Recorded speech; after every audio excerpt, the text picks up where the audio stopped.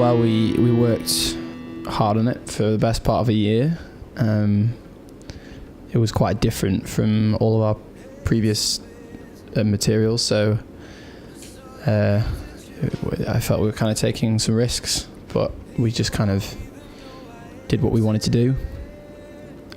We did it with a really good producer called Mike Sapone, who we love dearly. And yeah, the response to it has been really, really positive, and we couldn't have really asked for much more, really. Like I say, probably the best part of a year. We were writing through most of 2018. Most of 2018, I think. Most of 2017, and then we recorded it in this time last year, February of 2018 in America. Well, I write all the lyrics, and then musically it's all five of us.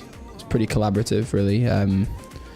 Somebody comes up with an idea, a riff, and then we kind of bounce it around, and yeah, but we don't really just kind of sit in a room with all our guitars and go, right, go. We just sort of over time kind of pass Logic files around and melodies, and you know, it's a sort of a gradual process.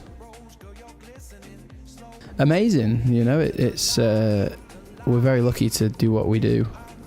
We'd never been to Australia or Japan, so that was just an amazing experience, and something that we didn't think that we'd ever get to do when we kind of started playing music together in, you know, basements and garages and stuff. So that was incredible. And yeah, I mean, we've been touring pretty heavily since we've been touring for years, but you know, we quit our jobs kind of the start of 2016, maybe end of 2015. So for the last like 3 years, we've been touring a lot. You know, I think in 2017 we were only home for about 9 weeks in the whole year, so it was just touring, and we did a lot of touring last year, but we love it, you know. It's so much fun. On this tour, we're getting to go to a lot of countries and cities that we haven't been to. This is our first show in Austria, so we're pretty stoked to be here.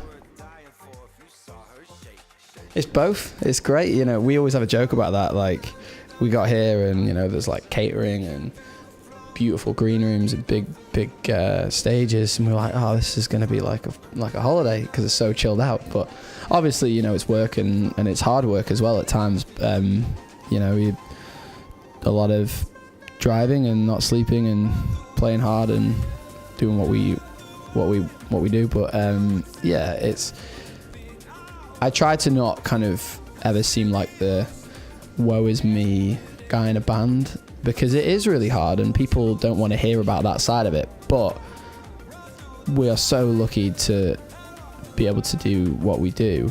So I think it always is like a bit of a holiday, and you can never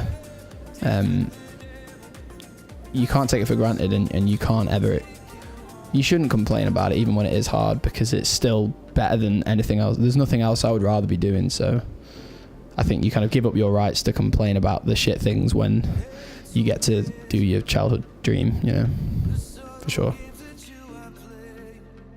So a lot of it was rather than kind of coming to the table with like a story or a very specific concept, it was more sort of, how do we colour this in?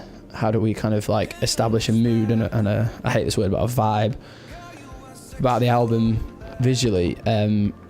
So obviously red is quite a central colour scheme in the album. So for Halo, we used all this kind of like red neon, and we wanted to kind of demonstrate the sort of sleazy neon vibe of our hometown at night. It's a lot of neon and colour and that kind of thing, because it's kind of Sin City in a way, like a bit of a sleazy town at night, because it's a party town.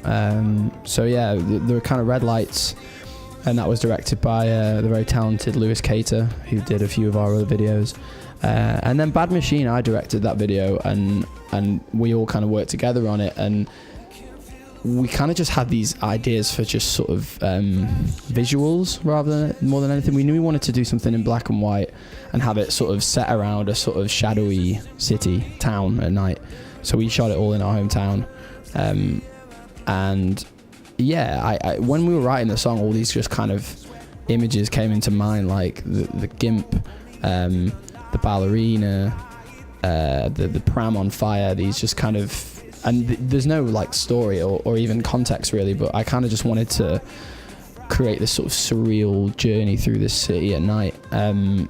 So that's what we did. We spent like a week.